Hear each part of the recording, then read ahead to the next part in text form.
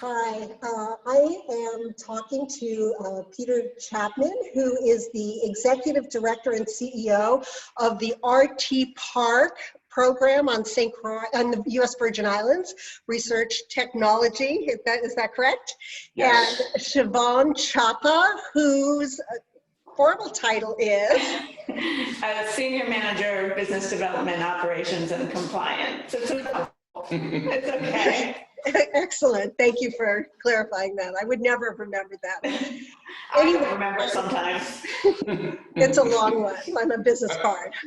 So the RTPark program is an exciting program that's been started in the Virgin Islands, right, to engage and attract business people to our islands.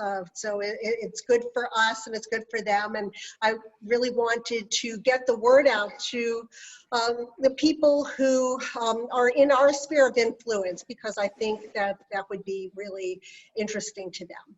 So, Peter, would you first just briefly tell us, how did you get here and become attached to us down here? Where did you come from and what programs? Sure. So again, it's nice to be with you and Corinne this afternoon, and your members, associates, and stakeholders. So just quickly, I've been an economic development professional for a couple of decades now. I'm older than I look. So I've run economic development organizations in the United States for quite some time. And while I was working in Detroit, helping to lead the major economic development organization there, a private entity called the Detroit Economic Growth Corporation, I was approached by the board of the Research and Technology Park Corporation, and they were referred to me by a gentleman whose name actually escapes me, and I'm not being coy to say that, but he is a Michigan guy who has a business here in the Virgin Islands. So he knows people who know me, and so through this individual who is based on St. John's, I became familiar with the RTPark. I'm also of Caribbean descent. I'm not a Virgin Islander, but my family is from Barbados, Panama, and Trinidad. So the idea of doing economic development in the Caribbean was not a foreign concept. It sounds like a good fit. Yeah, so that's it. So will you guys sort of outline for us what's the sort of cost benefit features requirements of the RTPark are, so people can figure out if they might be good candidates? Sure, of course. So the first thing that obviously is usually the initial intrigue point for everyone is, of course, the tax benefits that we offer.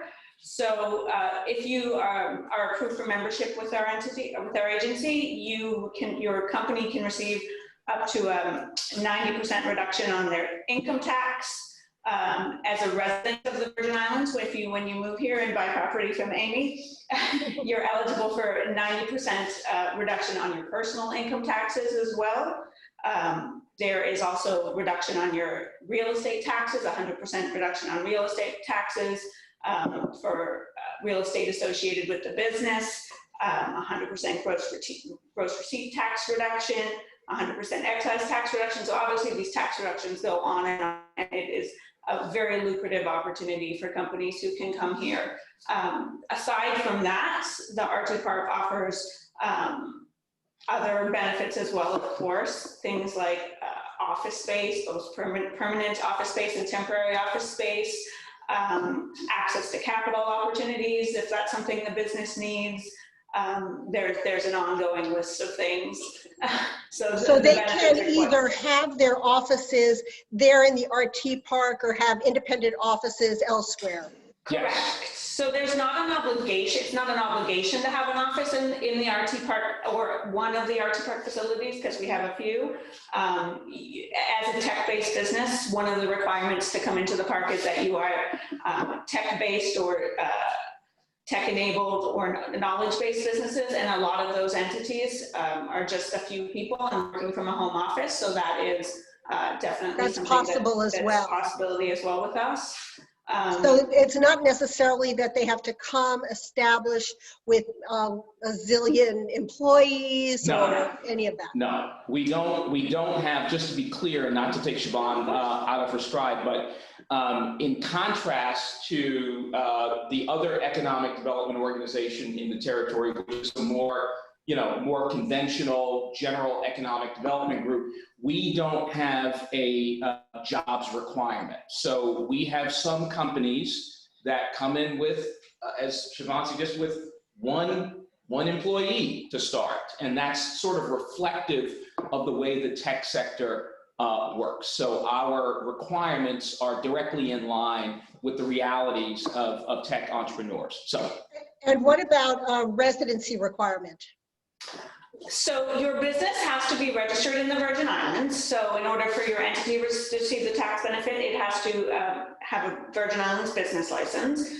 To receive the personal income tax benefits, you have to be, as an individual, a USVI resident. So there is a list of things that you can do to fit into that residency requirement.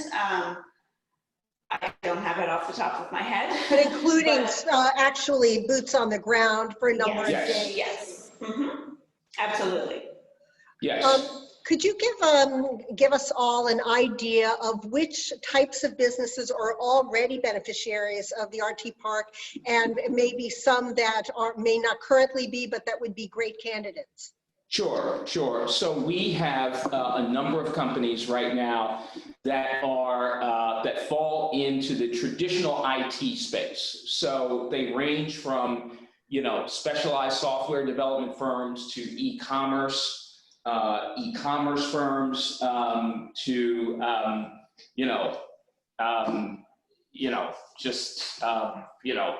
general run-of-the-mill, IT firms that are involved in a number of different sub-disciplines. So that has been sort of the mainstay of the RTPark program.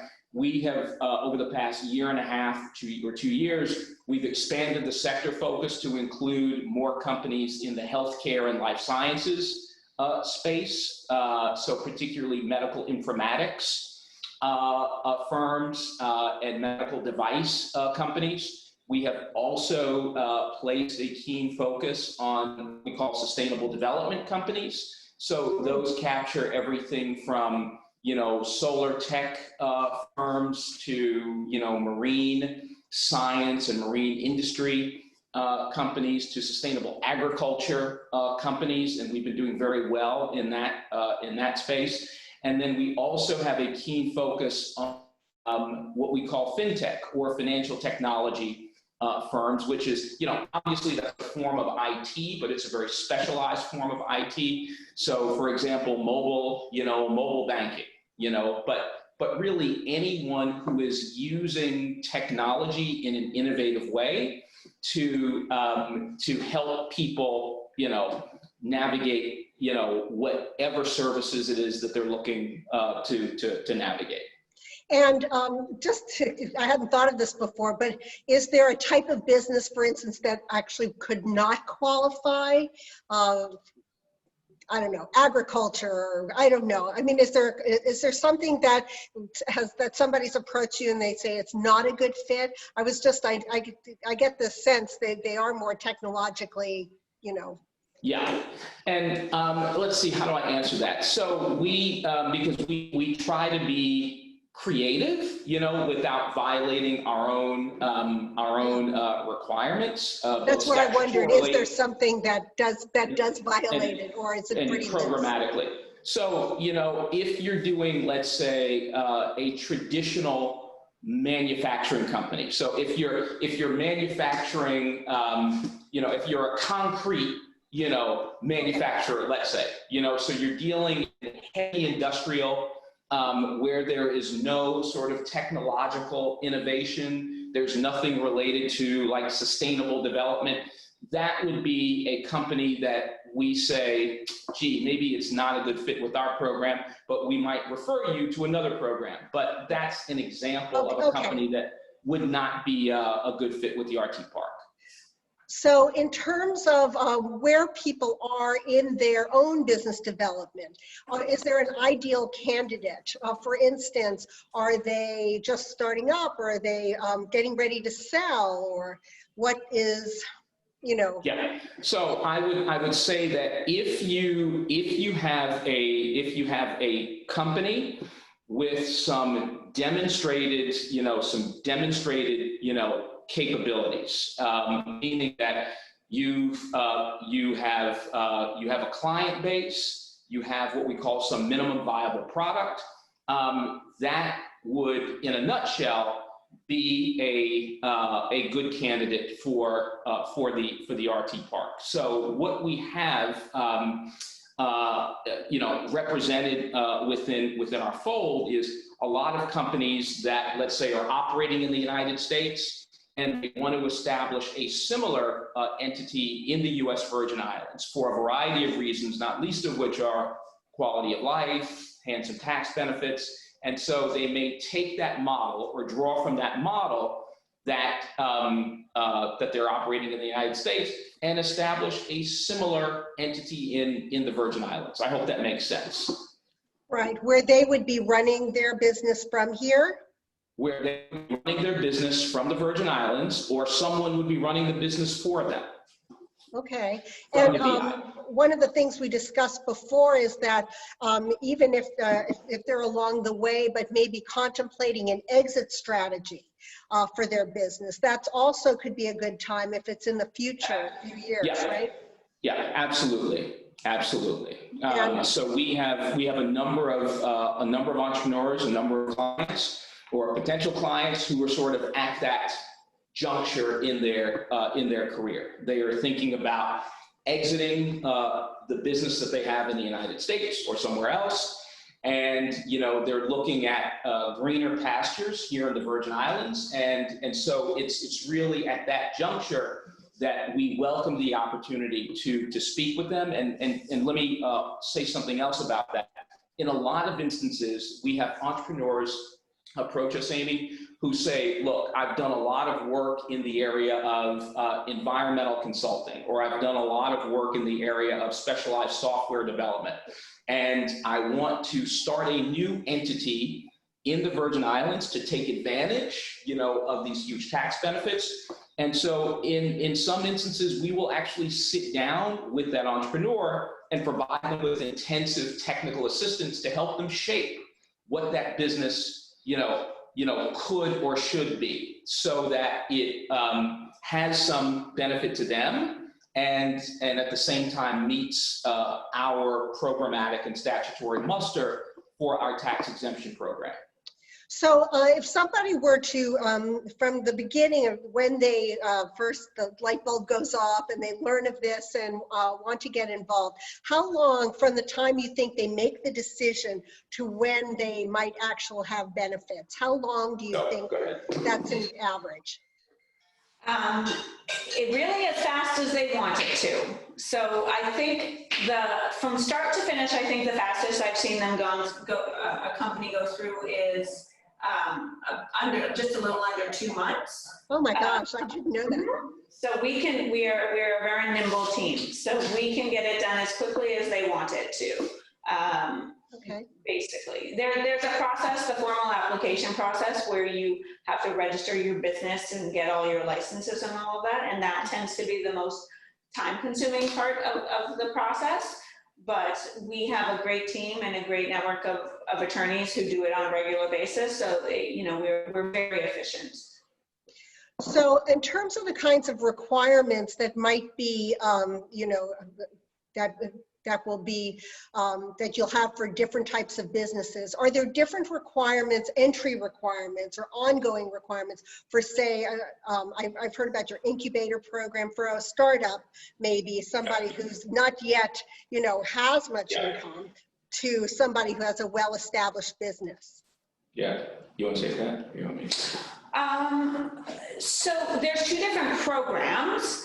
And within each program, the set of requirements is the same for everybody. So the Incubator program, which is designed for smaller startup businesses, has a set of requirements that is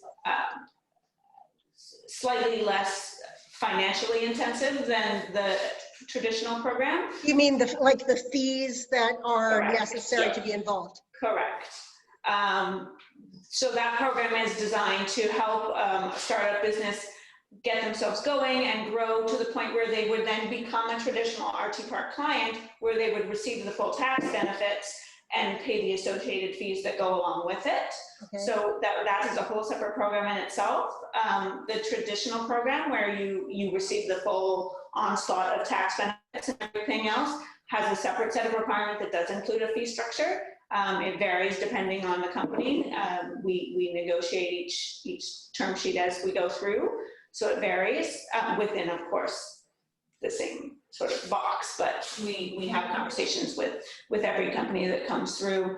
So I mean, in terms of requirements, it doesn't change within the program itself, if that makes sense. Yeah, it does. But now, if you're a smaller startup company, you definitely should have a conversation with us about our Incubator program, because that is a program in itself that's designed to help companies who want to grow in the Virgin Islands to do so. And just an additional note, Amy, about our accelerator program for promising early stage firms. It has become extremely competitive to get in. So we accept, 7 to 8 companies per cohort. And right now we are averaging 1 cohort a year. So we just finished working with the second cohort this past, summer or fall. And in January, we expect to kick off the third cohort. So for that second cohort, we had 25 applicants from the US, from the Virgin Islands, from the African continent, from Japan. So it's become a global program. And so it's just important for folks to know that it is competitive to get in. We encourage applicants, but we want them to know that it's competitive. By contrast, our traditional tax incentive program is less competitive, provided that you meet all of the requirements and you pass the background check, you can get into the program and get your tax benefits. But the accelerator program works a little bit differently in that respect. I'm wondering right now if, because everybody is now thinking, so many people have thought about leaving their denser populated areas and their cities and looking for other locations. Have you seen a bump up in questioning to you and contacts and people reaching out? So I would say this: we've not seen a decrease, in interest despite COVID. I don't know that we're seeing a significant spike in inquiries, but despite COVID, we had a very productive year. So those are my observations. I know that each of us is out doing our own business development work. I don't know if you've made similar or different observations. I've not seen a decrease in interest or demand. I've also not seen a significant, things have remained pretty steady for us throughout. Maybe we can try to help get a little spike. So before we say goodbye, is there some area that you think we should cover that we haven't yet covered? Of course, our objective here is to get people to call you, and we will be giving your address, your email addresses and phone numbers. So we just want folks to know, as sort of cliched as this may sound, we are very much open for business. And so we have, we think a compelling value proposition. So it's not just the tax benefits. As Siobhan mentioned, it's the tax benefits plus our ability to provide access to certain forms of capital, both on the debt and equity side. We can help entrepreneurs and even more mature companies with space. We own real estate. We're also in the process of developing additional real estate. So we have a, you know, $45 to $50 million project that we're going to be breaking ground on Q1 of 2021. So we want folks to know that. And we have a pretty robust network of tech entrepreneurs, both within the Virgin Islands and the United States, that can be tapped to provide our new client companies with various forms of technical assistance. So the RTPark, in those ways, Amy, has become a very mature and sophisticated economic development organization. And just in closing, yesterday we learned that we were selected as Economic Development Organization of the Year by the International Economic Development Council in Washington, D.C. So congratulations. Thank you, thank you. So that is the top trade association for economic development groups, and they represent entities in the U.S., Canada, Mexico, and the Caribbean. So so just want your stakeholders to know that. Okay. Thank you so much, Peter Chapman, Siobhan Cioppa. So glad to be able to pronounce your name, if not your title. And hope, you know, we'll be getting the word out and getting people to Great. Thank you so much. Thanks so much, very Amy. much. Bye. Nice talking to you. Bye. Bye.